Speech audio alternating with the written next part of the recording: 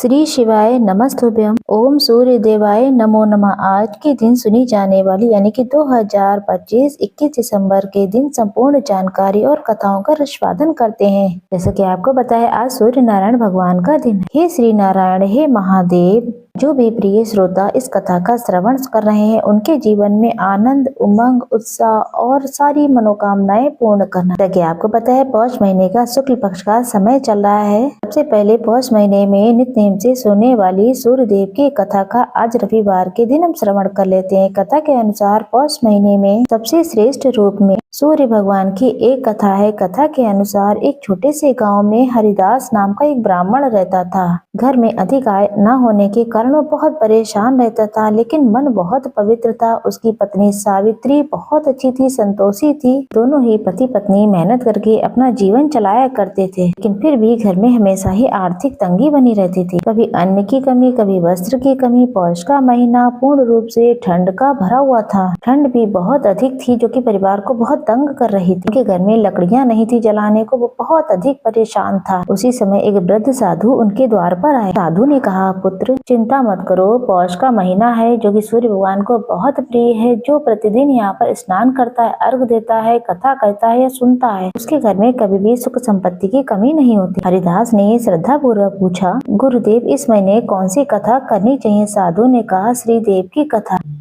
साधु ने कहा, सूर्य देव की कथा प्रतिदिन सुनो और सुनाओ और घर में आनंद ही आनंद होगा। इतना कहकर साधु आशीर्वाद देकर चले गए। गांव में गोकुल नाम का एक किसान रहता था जो बहुत ही धनवान था, लेकिन स्वभाव से बहुत ही घमंडी था। गरीबों का मजाक बनाने वाला था और किसी की मदद नहीं करता था। उसे लगता था उसकी मेहनत से ही उसे सब कुछ मिलता है, भगवान की कृपा का उसके जीवन में कोई स्थान नहीं था। उधर हरिदास और सावित्री ने साधु की बात मानकर पौष माह के पहले ही दिन से प्रतिदिन स्नान किया, सूर्य भगवान को जल चढ़ाया, साधु द्वारा बताई गई कथा को याद करके एक दूसरे को सुनाया। उसके दिन धीरे धीरे बदलने लगे। सबसे पहले घर में शांति आई, सुख बढ़ा। सावित्री के हाथ से बनाया गया दीपक खूब अच्छी तरीके से जलने लगा।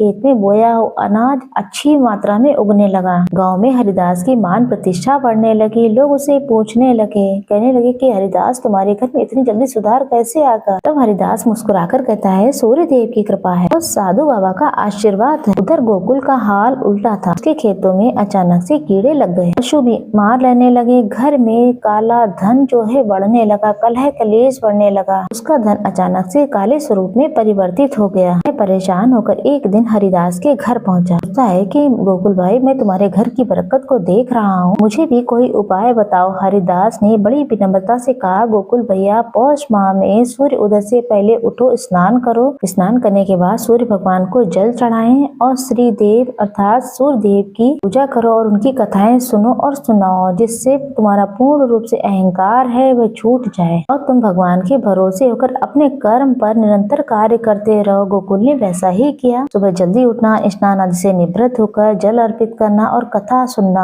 सिर्फ 7 दिनों में ही उसके जीवन में परिवर्तन आ गया। खेत फिर से हरे भरे होने लगे, घर में शांति आ गई। सबसे बड़ी बात, गोकुल के मन का घमंड निकल गया। अब वह हर दिन गरीबों की मदद करता, सबके सुख दुख में खड़ा रहता। पौष माह के अंतिम दिनों में उसने तेज प्रकाश दिखाई दिया। ये देखकर हर कोई चौंक गया। तभी आसमान से दिव्य ऊर्जा आई। वह ऊर्जा कहने लगी, हे भक्तों, जो पौष माह के श्रद्धा पूर्वक हमारी पूजा करेगा, सूर्य नारायण की भगवान को विशेष तौर पर पूजित करेगा, उसके जीवन से अंधकार दूर होगा, प्रकाश ही प्रकाश फैल जाएगा। सभी लोग नतमस्तक हो गए। हरिदास के घर में स्थायी सुख समृद्धि आ गई। गोकुल के मन में विनम्रता और भक्ति का भाव जाग उठा। गांव में किसी भी चीज की अभाव नहीं रहा। इस दिन से सभी लोग पौष मास के नित्य प्रतिदिन जो है कथा सुनने लगे, पूजा पाठ करने लगे। हे सूर्य भगवान, आप अपने सभी भक्तों पर ऐसे ही कृपा बनाए रखना। कहानी अधूरी हो तो पूरी करना, पूरी हो तो मान रखना। सबके नित्य नेम और मान रखना। प्रेम से बोलिए सूर्य नारायण भगवान की जय। प्रिय श्रोताजनों, इस तरीके से ये कथा है।